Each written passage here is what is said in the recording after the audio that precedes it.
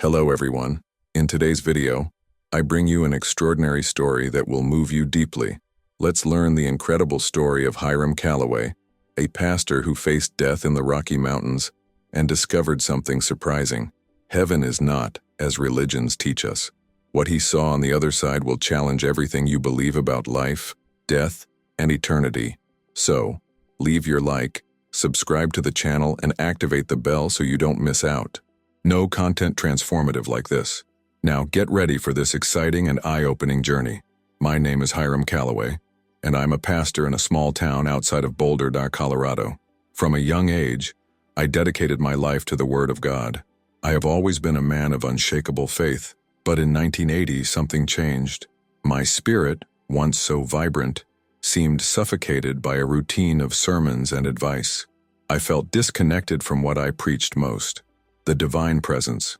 That's when I decided to take a sabbatical, a break to seek God in a different way. The decision was not easy. My congregation was accustomed to depending on me, and many questioned my choice. "Pastor, what about Sunday services?" they asked worriedly. Others, more direct, asked, "How can you teach if you are moving away from your mission?"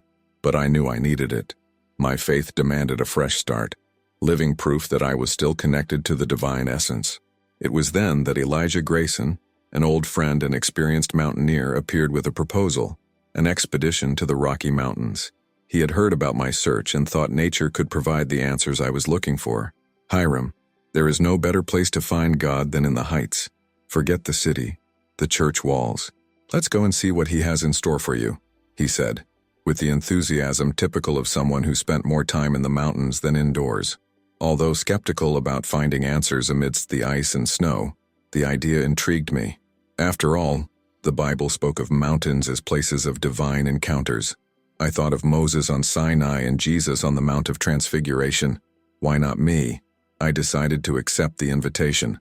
The preparations were intense. Elijah insisted that I learn some basic survival skills. He taught me how to use climbing equipment, how to build a snow shelter, and even how to deal with extreme cold. I, a man accustomed to books and sermons, found myself clumsily trying to adjust ropes and prepare heavy backpacks. Elijah laughed at me a few times, but always with patience. "You'll do fine, Pastor. Just don't lose your faith when the wind blows against you." With everything ready, we set off on the journey that would change my life forever. The first few days on the mountain were an endurance test for my body and my faith. The thin air burned my lungs, and the weight of my backpack seemed to double with each step. Elijah, with his unwavering experience and strength, confidently led the way.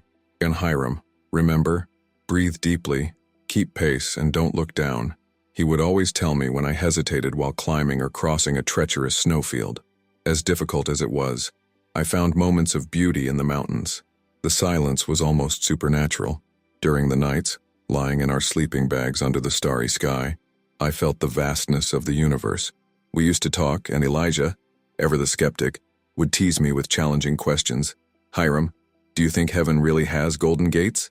How can you be sure?" I would respond confidently, "Elijah, my faith is not based on what I see, but on what I feel. God has prepared a place for all of us." On the seventh day, the weather changed drastically. The blue sky was swallowed by dark clouds, and the temperature plummeted in a matter of hours. Elijah consulted his altimeter and map, frowning. "We need to get down. And quickly. This storm won't forgive anyone." We began the descent, but each step became more dangerous. The wind increased, the snow covered our tracks, and the intense cold sapped our strength. As night fell, we reached a steep cliff, our last obstacle before reaching safety. Elijah threw the rope, but it got stuck in a fissure in the rock. We tried everything to free her, but to no avail. The wind howled around us and the darkness swallowed us. My hands were so frozen I could barely hold them against my chest to warm them. "There is no choice, Hiram. We'll have to wait here until dawn," Elijah said, his voice shaking. But I knew we wouldn't survive that night in the cold. My body began to weaken, and my vision became blurred. Fatigue and extreme cold consumed me. Deep down, I began to accept that we weren't going to get out of that mountain alive. I lay down in the snow, looking up at the starry sky. And it was at that moment that something changed. As I lay in the snow, I felt my body surrendering. The cold, which had previously been a searing pain, now seemed distant, almost welcoming. Elijah screamed my name, trying to keep me awake. He shook me, his voice full of desperation. "Hiram, don't close your eyes. Listen to me, Hiram." But the words seemed to come from another world, muffled, as if I were submerged in a deep lake. My vision started to darken. First came the feeling of lightness.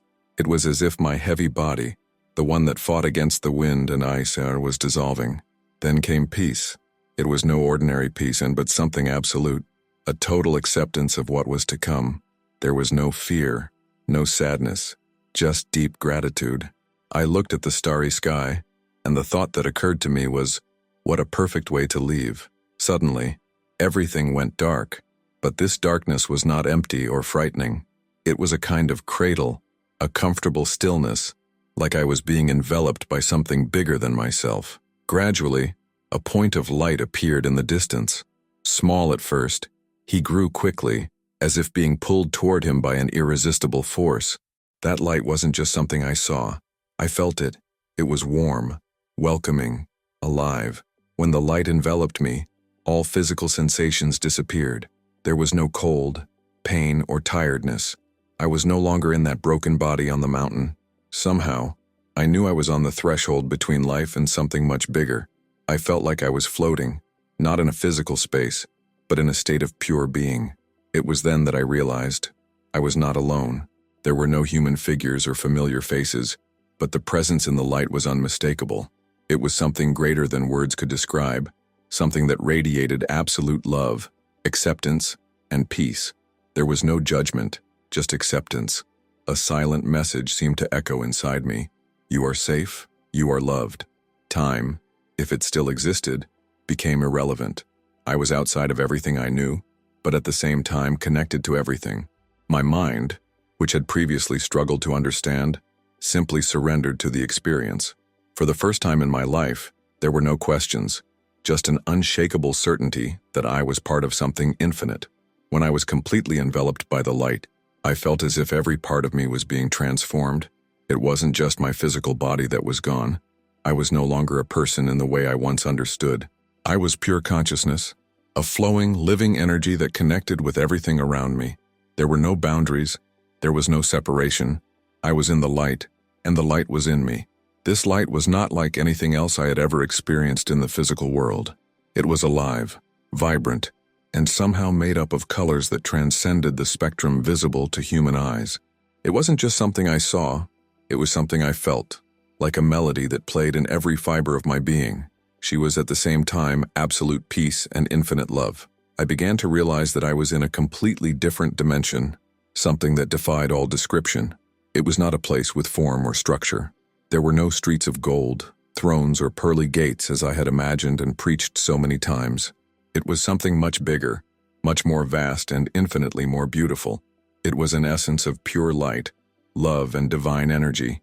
At that moment, I understood something that deeply shook my faith and beliefs. Heaven, as I had learned and taught, was not a physical place. He had no borders or limits. It wasn't something you achieved on merit or existed as a reward. Heaven was a presence, a state of union with the divine, accessible to everyone because everyone was already part of it. I was in heaven, but not as a visitor. I was experiencing what had always been my true nature. As I floated in this light, I felt a communication coming from her. They were not words or phrases, but a kind of direct transmission of knowledge and understanding. It was as if I knew, without a doubt, that everything in the universe was connected by this light, this divine essence. Every living being, every star, every atom, everything was part of this infinite unity. The feeling of love was so intense that it felt like my entire being was vibrating with it. There was no judgment, just acceptance. It didn't matter who I was or what I had done. I was loved simply for existing. This revelation brought me such profound peace that I felt as if I could remain there forever. As I stood in the light, I was overcome by a sense of movement, as if I were being guided into a space where something important would happen. Then, light began to pulse around me, and images began to emerge. At first, they were fragments of memories, moments from my life that I recognized immediately, but it wasn't like simply remembering. I was living each scene again. I saw myself as a boy, playing in the backyard of my parents' house, feeling my mother's joy as she watched me. I saw the day I entered the seminary, full of conviction and faith. But then the difficult moments began to appear. Harsh words I had said, hurt I had caused. Every action, positive or negative, was felt not just from my point of view, but from the point of view of the people who were impacted. When I had hurt someone with my words, I felt the pain I had caused. It wasn't physical pain, but emotional agony that burned like a purifying fire. At the same time, the moments when I showed kindness and love were like waves of comforting warmth, an energy that seemed to expand and envelop everything around me. I particularly remember a time when I harshly reprimanded a young member of the congregation for not following the right paths I preached. At the time, I thought I was being firm, defending the values I believed were correct. But as I relived that scene, I felt the devastating impact of my words on that young man's soul. I realized that, in my spiritual arrogance, I had caused more separation than closeness. This review process was, at the same time, painful and transformative. The light did not judge me. I did that myself. She just showed me the impact of every choice, big or small. And the message was clear. It didn't matter how many times I failed, because love and redemption were always there. I also felt the impact of others' actions on me, those who hurt me or loved me. It gave me a deep understanding that we are all imperfect, but the essence of everyone is love. I understood that every human being is connected and that our actions reverberate beyond what we can imagine. It was at that moment that I realized that heaven was not a prize or reward. It was the state of being in perfect harmony with this divine love, something everyone has inside, waiting to be awakened. As my life review came to an end, the light around me changed. It was as if it expanded, encompassing something much larger. I was transported to a vision that left me speechless. Earth, floating in the vast cosmos. It was not a symbolic representation or a map. It was the entire planet, pulsing with life. I saw every continent, every ocean, and, in some inexplicable way, every human being at the same time. There was an indescribable beauty to it, but also a palpable sadness. I saw billions of little golden sparks shining within each person, the divine love present in us all. However, many of these sparks were obscured by a dark fog. It was as if fear, pain, and anger were blocking people from seeing their own inner light. I observed conflicts happening in different parts of the world, from wars to trivial fights between individuals. I felt the impact of each act of violence, like a wave of pain traveling across the earth. But at the same time, I saw gestures of kindness that broke through the darkness, like small explosions of light that illuminated everything around them. A smile, an act of forgiveness, a word of encouragement. Each of these actions had an impact far beyond what their authors could imagine. I was amazed and devastated at the same time. As a pastor, I always believed that salvation was reserved for the righteous, for those who followed the precepts of religion. But what I was seeing was different. Divine love was available to everyone, regardless of belief or behavior. Heaven was not a place reserved for a few, but the essence of who everyone really is, hidden by the challenges and sufferings of life. As this vision unfolded, a clear message appeared in my heart, as if the light itself was speaking to me. Everyone is deeply loved, even in their flaws. There are no favorites. Every human being is part of this divine unity, and all are destined to return to the light. For a moment, I felt a deep desire to help. I wanted to somehow clear that dark fog that obscured people's sparks. It was in that moment that I realized that maybe this was why I was there, not just to witness, but to learn and share this truth. After witnessing the vision of humanity, I was pulled back into the comforting warmth of the light. It was enveloped in an indescribable peace, but it also carried a deep and heavy understanding about the role of every soul in the universe. It was at that moment that something extraordinary happened.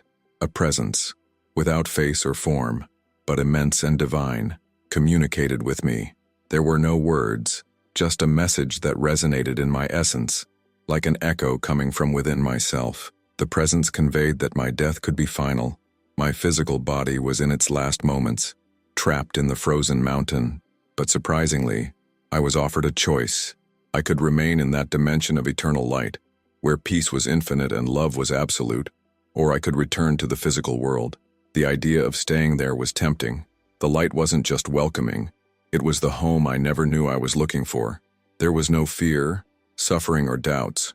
It was like being completely filled, part of a whole that needed nothing else. There was no sense of ego, just unity. The desire to stay was overwhelming. But then, images started to emerge. First, I saw my parents. They were at home, in the same room where I grew up, but something was different. My mother cried uncontrollably, holding an open Bible. My father, always a strong man, stared into space. His shoulders slumped as if he were carrying the weight of the world. That's when I realized the pain of my departure would mark them forever. Then I saw Elijah. He was alone on the mountain, screaming for help. His expression was one of despair and guilt, as if he were condemning himself for my death. The idea of leaving these people I loved brought me a pain that pierced even that heavenly peace. Despite all the light around me, I couldn't ignore the call of human love. With a strength I didn't know I possessed, I made my choice. It wasn't an easy decision. Leaving that divine dimension seemed impossible, but the loving presence of light did not try to convince me. Instead, I felt complete acceptance, like I was being supported no matter what I decided. Finally, I thought of a single sentence: I'll come back for them. Making the choice to return was an act of love, but the process itself was like passing through a portal of agony. The light that was once warmth and comfort began to contract around me. It was as if I was being compressed, pulled back into a physical form that felt too small, almost suffocating. The feeling of leaving infinite plenitude and being condensed back into a body was as painful as it was indescribable. I heard sounds before I opened my eyes. They were not clear voices, but distant noises, as if coming from underwater. Gradually, they became more distinct. It was Elijah. He screamed my name with an urgency that seemed to cross the barrier between the spiritual and physical worlds. I felt a jolt in my chest, and suddenly my body was mine again. The cold hit me like a shockwave. My heart seemed to throb in protest against the return. "You are alive," shouted Elijah, his voice a mixture of relief and disbelief. He pulled me closer, his eyes wide and filled with frozen tears. "Hiram, I thought you were gone. You weren't breathing. I tried everything. I tried to speak, but my throat was so dry that only a moan escaped.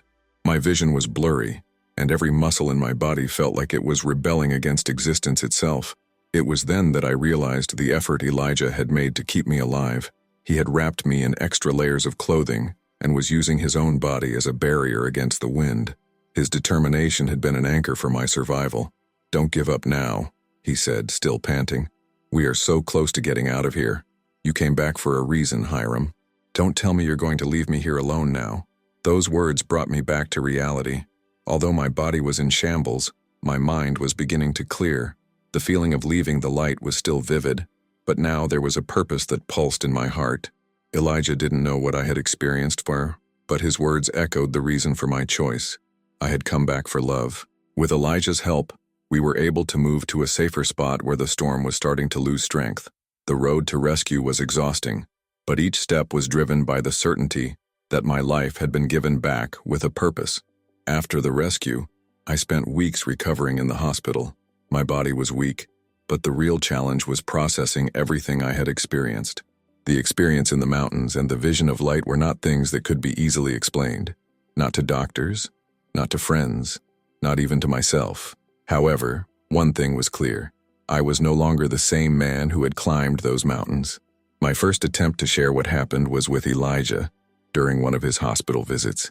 He brought flowers and always made a point of entertaining me with jokes or stories of his adventures. In a moment of silence, I decided to speak.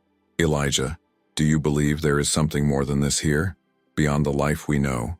He paused for a moment, his eyes narrowing in curiosity. "I don't know, Hiram. I used to believe that life was only what we could touch and see. But after almost losing you up there, well, I'm not so sure." "Why do you ask?" I took a deep breath. "Because I saw it, Elijah. I have seen what lies beyond. And it's not how I imagined it, nor how I preached. It's bigger, purer. There are no golden gates or golden streets.